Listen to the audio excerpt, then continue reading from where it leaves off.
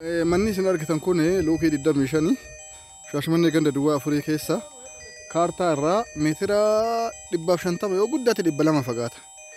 Karaan garuu baay'ee dhumatee jira. Karaa gurguddaadha. Maandisaan baasee bitee jira. Duraaniin anatu bitee jira jechuudha. Amma deebisee gurguruu barbaada. Kaaree 340 irra isa jirudha. Lafti lafa ijoodha. Piroosesii barbaachisu hundaa xumuree jiraan. Maandisiin illee ofii kiyyaa laalchisee jira.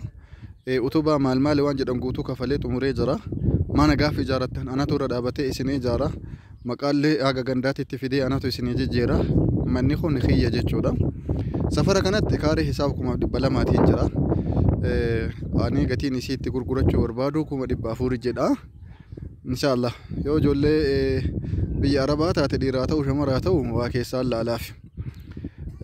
Warra biyya gurgurdaa jirtan yoo taate isinit dabala. Maaliif jennaani nama humna hin qabne gargaaran. Bootaan bootaa ijoodha. Kunillee kiyya, kunillee kiyya. Haga gadaan kun akka gamooraa bolokkeetti kun jechuudha.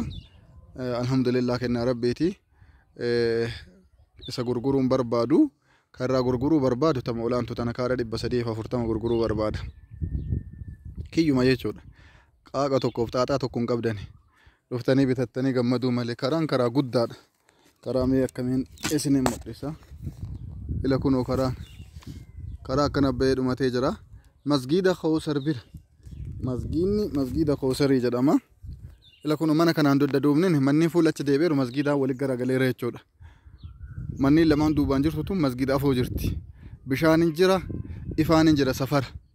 Mana kana irra galee hin jiru malee awwan oduu midheessuu didee akkana dhiiseef illee lafa qullaa bituu irra kana bituu wayyaa sana achuma dhiiftanii asirra mana yoo feetan bolokkeettiidhaan akka bolokkeetti ijaare kana kun bolokkeettiin kaargetan kana achii fuudhee irra naannessee jira jechuudha.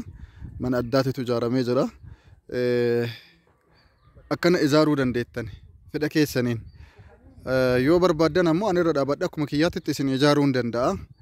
400 fi 400 qabadhaa koo taa'ee 400 qofa. Kan Shee Mustafaa Qabsoo Diiniiti.